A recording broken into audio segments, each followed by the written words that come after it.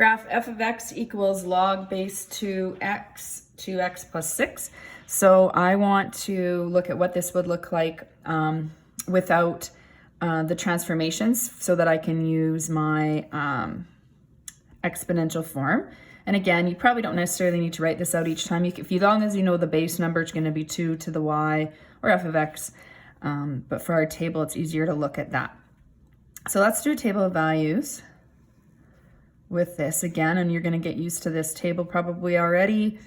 And we'll plug in our values, so to the negative 2 and so forth, a table that you're probably quite familiar with. Okay, let's apply the transformations. So to apply the transformations, remember you need to factor out that 2 so that you get the correct horizontal shift. So this means there's a horizontal stretch by a factor of 1/2. So I want to do a new table of values. And this is going to be now 1/2 of x. I don't even need to plot that. And then this is going to end up being to the left 3. Okay, so once you put it to the left 3, that would mean you could subtract 3. So now this is where it gets a little more complicated if you were trying to go, multiply by half, subtract 3. So I'm going to just do the stretch, and then I'm going to do the counting, because you know what? Counting is going to be much easier than subtracting that. So the y values aren't going to change. Nothing's happening to that y coordinate. So we're going to multiply each of these values by 1/2. So we get 1/8, 1/4, 1/2, 1, and 2.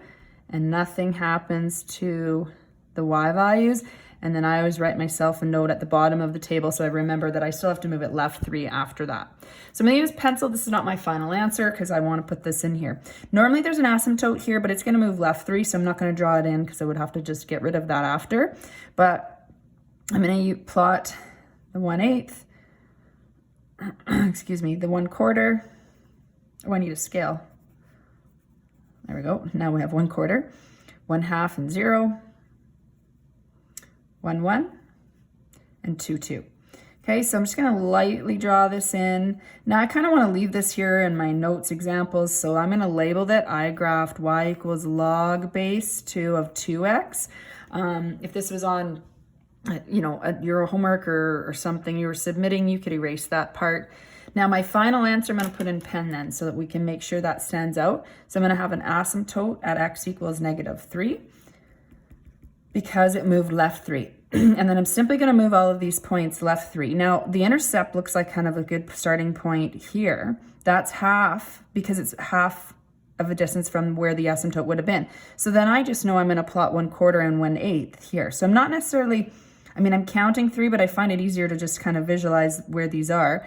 1, 2, 3 here, 1, 2, 3 here, or you can look at, how this point was 1 over and 1 up from that, as long as you get that correct shape. Okay, so it looks like we definitely have an x-intercept. Our x-intercept's going to stand out there. We could actually tell if this is at half. Our x-intercept is at -2.5. Let's just support that algebraically. You wouldn't necessarily have to if it's clear here, but I want to make sure that you could, if you didn't have a graph, you could still find the x-intercept. So you're going to let y equal 0. Log base 2 to the x plus 6. So you've already got the argument by itself, so you're going to put it into exponential form. So 2 to the 0 is equal to 2x plus 6. Anything to the exponent 0 is 1. Now isolate x. We're going to move this over to the other side. Divide off the 2. X is equal to -5 over 2 or -2.5. So we do have that correct. Now if you take a look here, we also have a y-intercept. So we're going to see where that is. We know that it's got to be between, or it looks like it's going to be between 2 and 3. So let's look at the y-intercept over here. So for the y-intercept, you let x equal 0. So so again, here's my equation. So, excuse me, y is equal to 2 times 0 plus 6. So we get y is equal to log base 2 of 6. So we're going to put this in exponential form. 2 to the y equals 6. So this is interesting because we can't get a common base. So there are going to be strategies we learn with logarithms that we can go back and use for this, but we right now can't get a common base. But we have learned something. I meant to say get common base. So putting it into this form didn't really help me. But I can go from this step and use the change of base theorem. So remember that we can put this as equal to log 6 divided by log 2. Remember, it's log of the argument over log of the base number, and then you would use a calculator. And so when you put that into your calculator, I'm just going to go down here where I have a bit more room, you would get the decimal answer of 2.584, and that makes sense. That's a reasonable answer that would cross the y-axis there.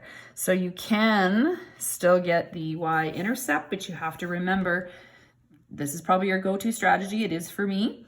And then when I realize I can't get a common base, right now we've learned this, we will learn a little bit more about what we can do, so you'll have more options as well.